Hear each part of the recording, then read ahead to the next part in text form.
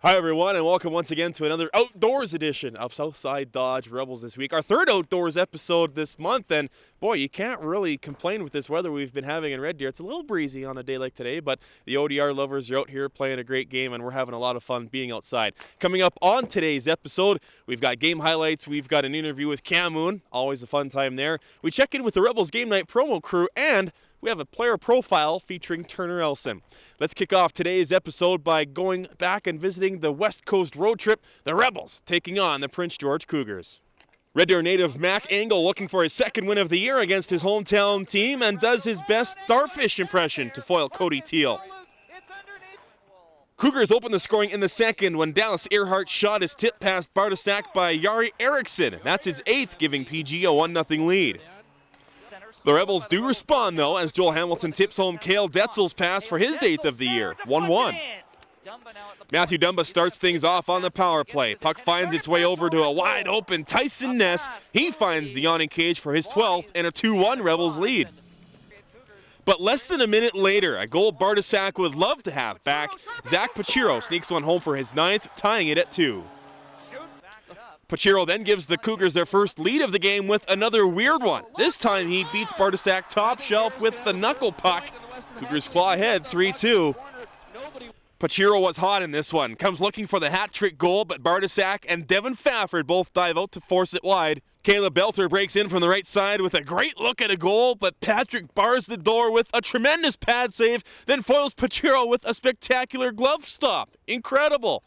Rebels desperately seeking the tying goal, and they get it when Dumba's floating shot eludes Engel. Christian Stockel tips home just his third of the campaign. It's 3-3. Overtime would solve nothing, so it was off to a shootout where Reese Dino has been automatic this season. Here he beats Engel with a slick backhand.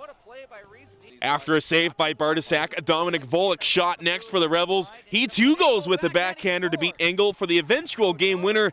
Bartosak would make one more save. Rebels win 4-3.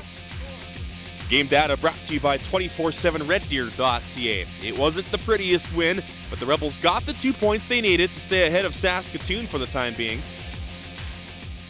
So after that wild road win in Prince George, it was down the coast a little bit south to Seattle to take on Adam Cambites and the Thunderbirds.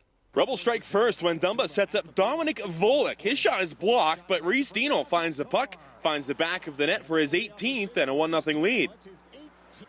Two old friends meet again as Adam Cambites sends Dumba flying with a solid "how you doing" in the corner. But when Camby loses a face-off, Dumba gets his revenge by blasting home his 12th of the season, 2-0 Rebels. Seattle gets one back before the end of the first when the puck bounces over to Riley Sheen. His one-timer makes it 2-1 Rebels through 20. Thunderbirds tie it on a 5-on-3 power play midway through the second. Robert Lipsbergs beats Brady Gaudet to the loose puck and beats a sprawling Bartosak, making it 2-2. But Red Deer regains the lead. Matt Bellerive drops it for Joel Hamilton, who finds Tyson Ness in the slot. He snaps his 13th of the year past Brandon Glover for a 3-2 Rebels lead.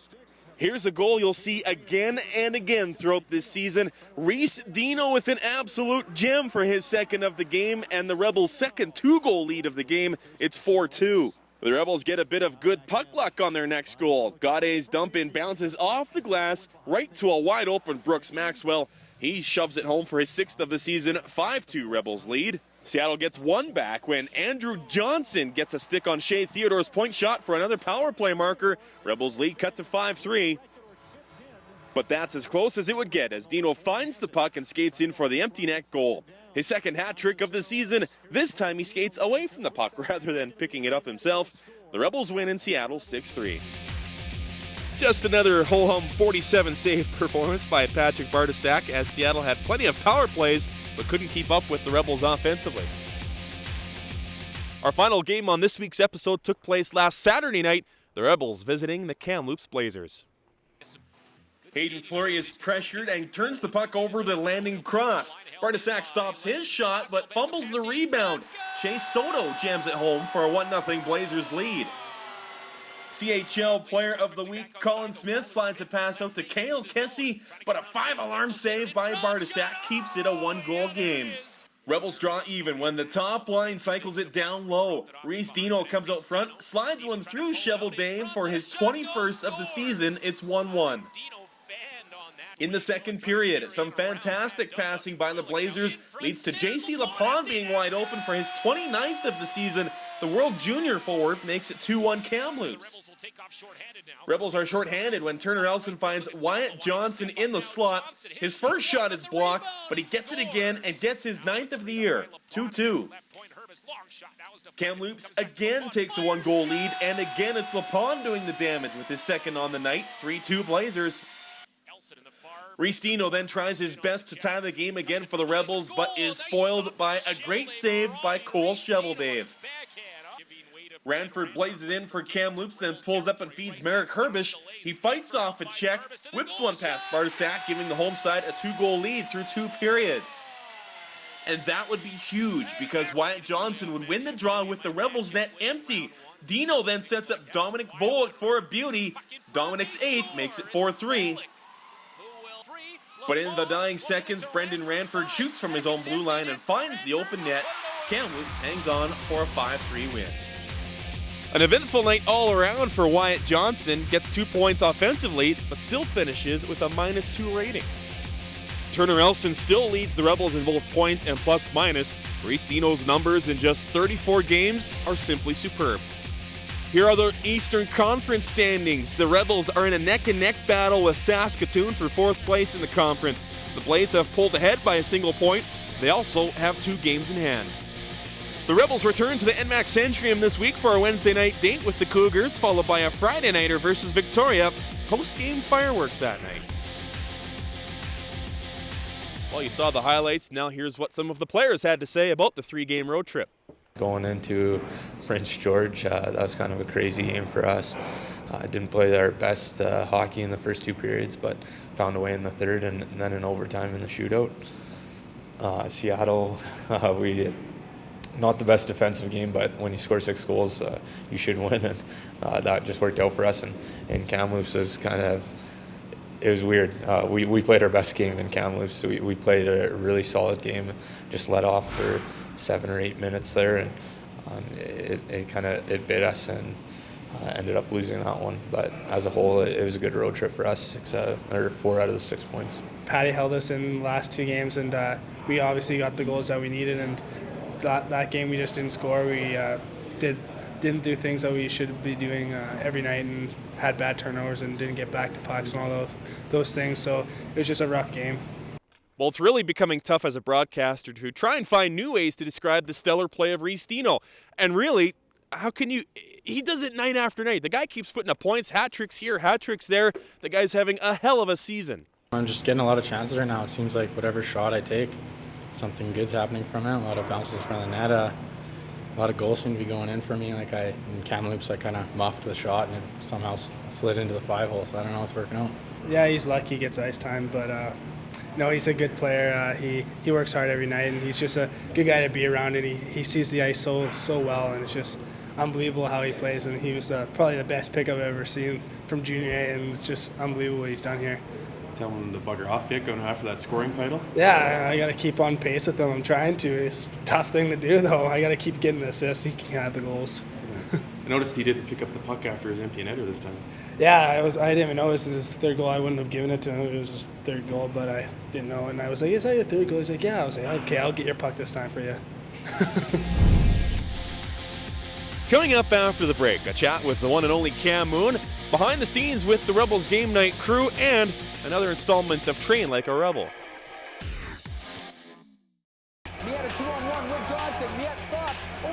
Hey Red Deer Rebels fans, have we got the show for you?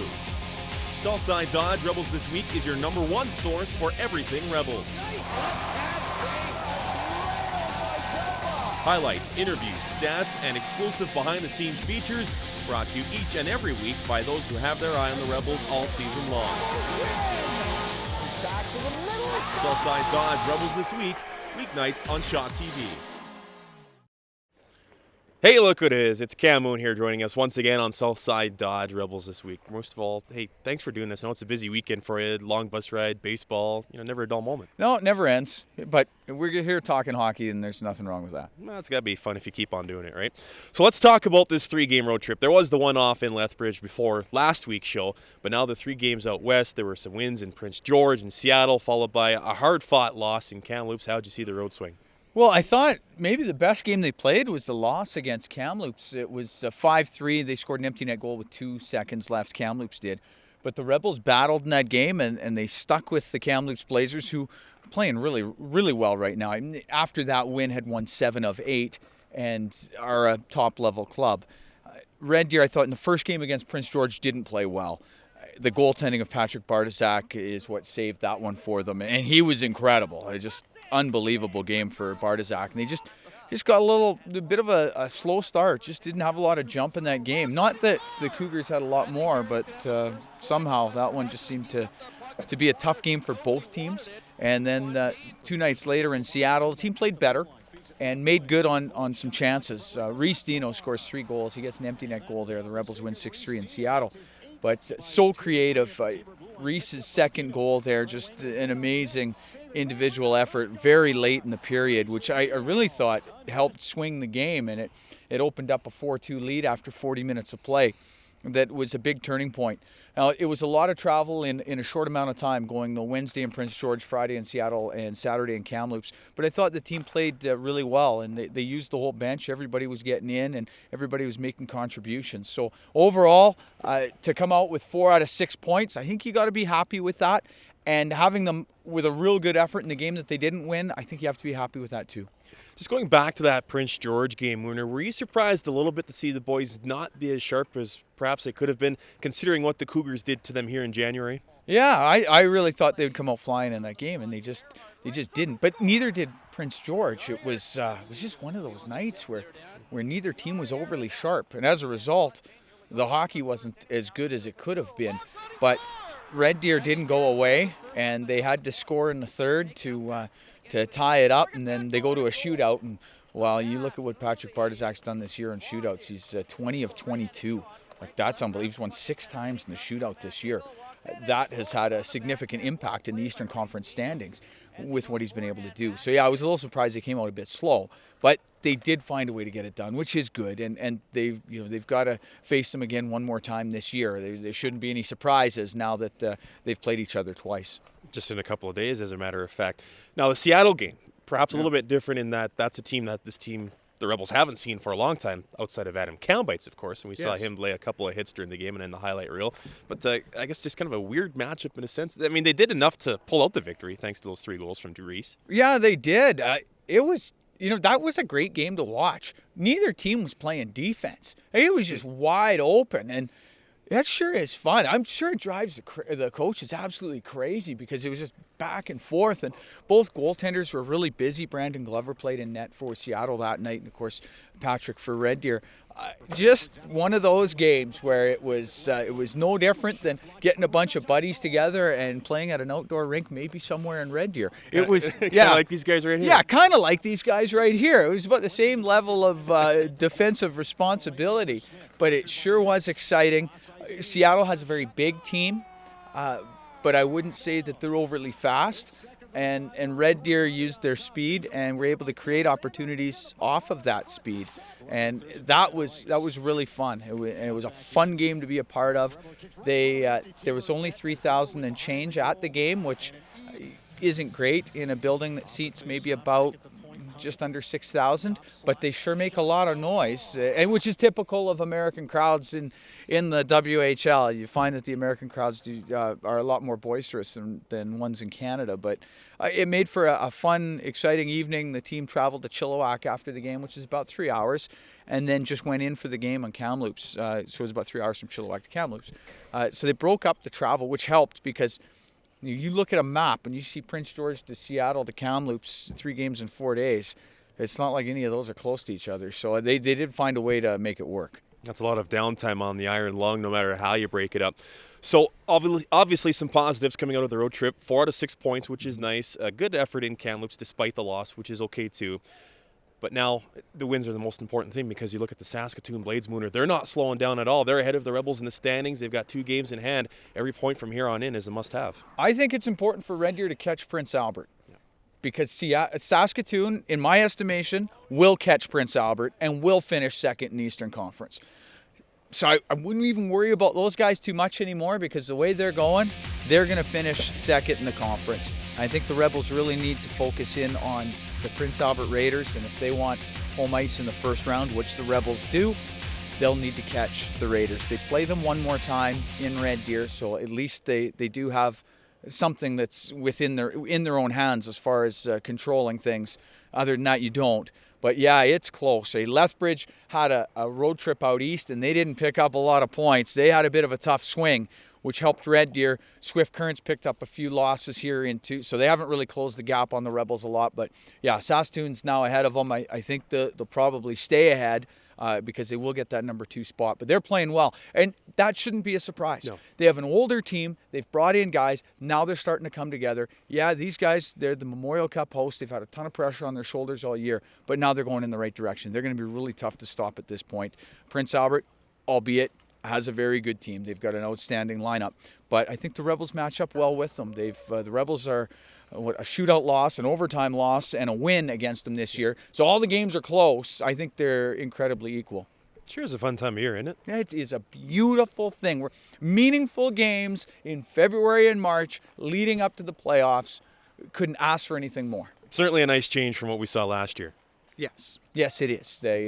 It's a beautiful thing. I can't wait for the playoffs, but I don't even want to discount the games from now till then, because they all mean so much and they're all going to be a lot of fun. We got more post-game fireworks coming up this week. Oh, baby. We've got fireworks on Friday.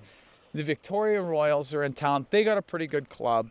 We have fireworks. They're indoors. And a lot of people, like people from outside of Red Deer, around the league, like, you have the fireworks inside the rink. Yes, we do. We have a very understanding fire marshal, apparently. I don't know, it just seems to work. So it's been a lot of fun, those things. You know, it was funny. Even the last time we had it, I had fans coming up and asking me, are the fireworks indoors? I'm like, yes, the fireworks are indoors. That's the cool part about it. That's the cool part about it. It's loud, though, and a little bit smoky after. Yeah, and Mike Muller gets scared when they do the indoor fireballs. Kind of gets a little close to. Yeah, that buzzes his tower a bit. So he's learned to live with it, though. Hey, Muller, thanks for doing this. Well, thanks for having me. You know how Joe Whitbread likes to say one more shirt every night? He really, really does, yes. Yeah, he really loves that. Well, he also loves being a part of the promo crew. Now, here's a behind-the-scenes look at the Red Deer Rebels game night promo crew. Okay, this intermission, we're going to start with a TELUS Optic TV. We're going to go out to about the Husky sign and face your camera, and then we'll do our sling fling. I'm kind of head of the Rebels promotion crew. I organize our online promotions for each individual game, kind of organize where things are going to go, who's going to organize what, and carry out each plan. And just set it all in motion, make sure we have camera crew and our music all planned and ready for us. I only have 1 color left, but I have 2 books. Here you guys go. Have a great night. Well, first off, we kind of plan our promo. We plan out which section to go to and what to do where. And then I do spotlight for the opening, so highlight the players and highlight kind of just what's going on, as well as the anthemist. And then throughout the night, every 10-minute period and intermission, we have something planned. So 10-minute period are usually coupons, and then during the intermission, we have contestants coming. We dress them up in big subway suits and make them throw condiments at each other. It's always so much fun, and there's always some really awesome prizes. So, and then at the end of the night, we have autographs with the player each night. So we're going on in 1 minute. We got 1 minute. So he's going to shoot us from this location. We're going to do our pre-game part. How many tonight are cheering for the Red Deer Rebels?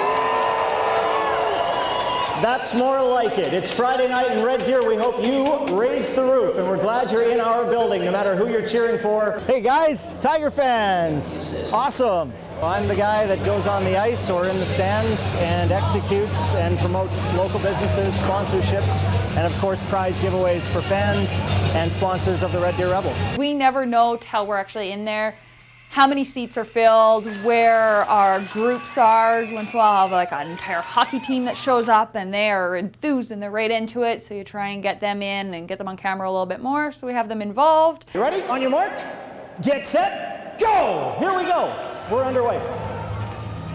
What do you want on your 6-inch sub? Little tomato, little ham. I know you don't like onions, but you got to put them on this one. Off to the cheese. Hand him the roast beef and the tomato at the same time. He can do that. Joe and Marissa are awesome. Joe's been here for so long, so he knows it and he can guide me and help me. And when I'm like, Joe, do you think this is gonna work? He generally has a very good answer for it. Marissa and me started at the same time, beginning of last season, and we just work together well. Lots of times she knows what I want her to do before I ever get to it. So she's done it by the time I'm on the radio going, hey Marissa, can you be here? And all of a sudden she's at my side. You know, there's a lot of people that tell me I'm one of the luckiest promo guys in the league, in any league, because I get a chance to work with two beautiful young ladies, our promo crew. You know, they're the ones that are working hard every night behind the scenes, in front of the camera, on the Jumbotron. Marissa and Jody do a fantastic job. And of course, everyone's best friend, and the guy that steals the spotlight is not me, it's not Jody, it's not Marissa, it's Wooly Bully. And nobody is better at getting the crowd going or making kids smile than Wooly Bully. I absolutely love that I'm a best friend with the bull. It's a really good flow between our team. Of course, there's Joe, and he does all the speaking, and he does also just really help us if we ever need any help. He always gives us like some kind of guide. And then Jody plans all the stuff and is also giving out contestants and prizes. And then, yeah, we always help each other out. It's a really awesome team. We try and go by plan, but there's a few things every single game where you have to, okay, let's move this over here, let's move this over here. You got to meet a lot of awesome characters, and it's a real treat to just meet all the people. I certainly take pride in the work I do. I understand there's not a lot to it, but if I can make somebody smile on a game night, whether that's you know, all ages from 9 to 90, I'm very, very happy with that. High five. Good job, man. Great job. That was awesome. Your job was easy. All right, let's walk off. Great job. See, there you go. And you thought all they did was shoot T-shirts out of a cannon and wave hi to everybody. Time now for another installment of Train Like a Rebel. Here's Jack from 360 Fitness. Hi everyone, Jack here from 360 Fitness Personal Training, and today we're talking about the importance of circuit training for any athlete. So what circuit training, plainly simple is setting up a series of exercises you're going to do back to back to back to back. So let's say we're doing a squat, and then a shoulder press, and then a dumbbell press, and then a little bit of a run at the end. So what it does is it mimics your sport. It mimics your shift, it mimics your run, or it mimics your event. It gives you that quick burst of energy, followed by a little bit of rest, quick burst of energy, followed by a little bit of rest, and it helps you improve your game. Southside Dodge Rebels This Week is presented by Southside Dodge Chrysler Jeep in Red Deer, Alberta.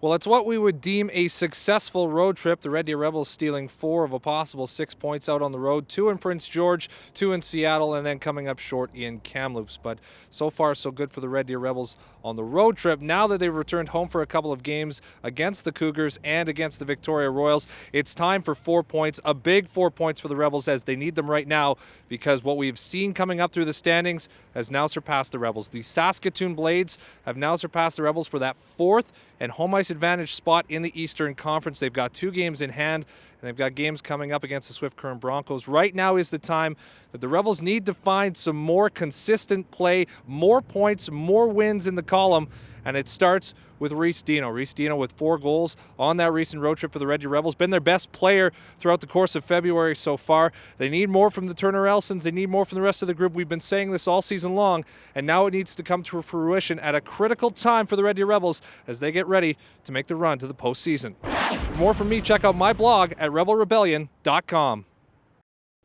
Welcome back to the show. Time to check in with news and notes from around the Western Hockey League. The Saskatoon Blades set a franchise record for single-game regular season attendance.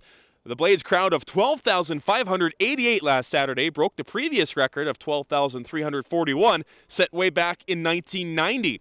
The game marked the 8th straight win for the Blades. They beat Lethbridge on Saturday. It also marked the 25th anniversary of the Credit Union Center.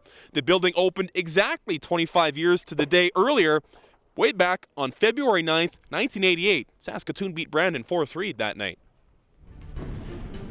Episode 4 of WHL Full On is now available online at the WHL website and through Shaw TV's Video On Demand. The 4th installment of the series provides a glimpse into the Kelowna Rockets and Medicine Hat Tigers and their roles in their communities. You can also check your local Shaw listings for airtimes.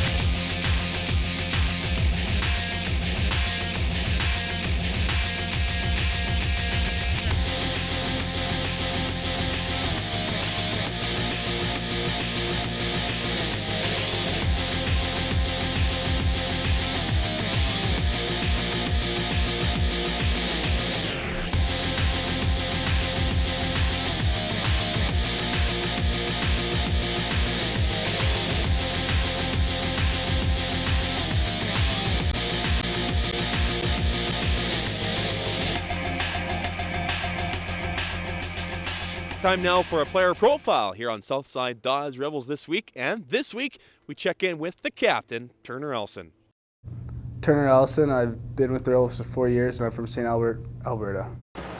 On the end boards to Bellarine. Out to Elson. Scores!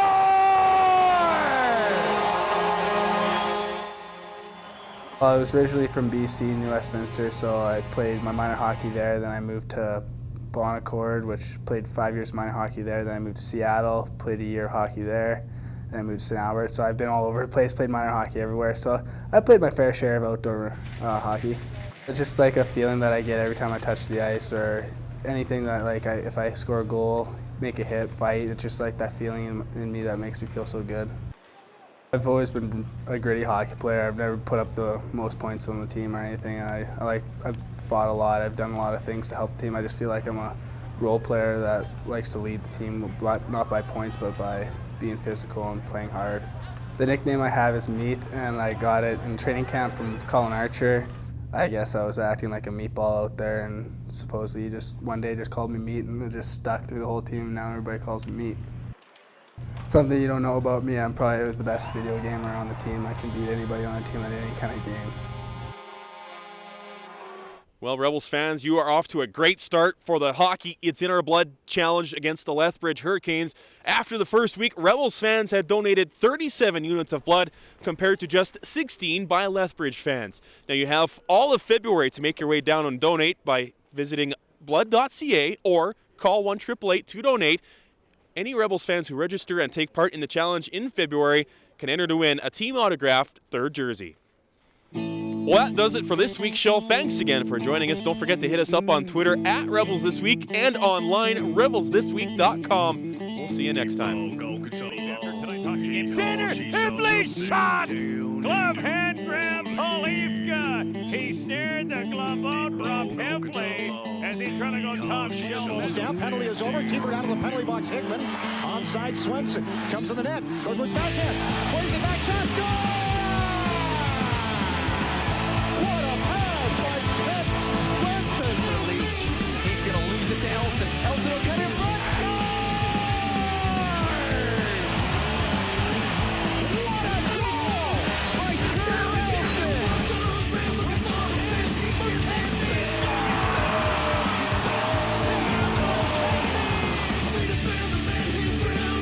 Like right in, right. Score!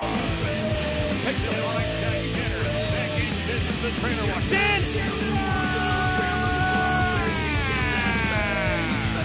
A quick snap shot from the captain. Colton sends it. Kelowna has a 5-1 lead. Ratty cutting the spot, dropping off the 10. Cutting in, center's Ratty. Goal!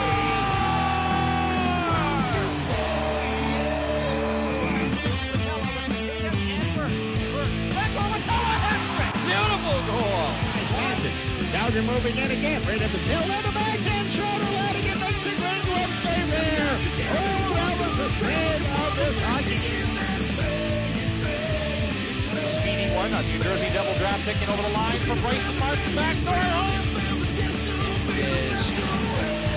The Tigers get a shot, Cox a second chance, bowling a pad seed. Let's watch it. Goal!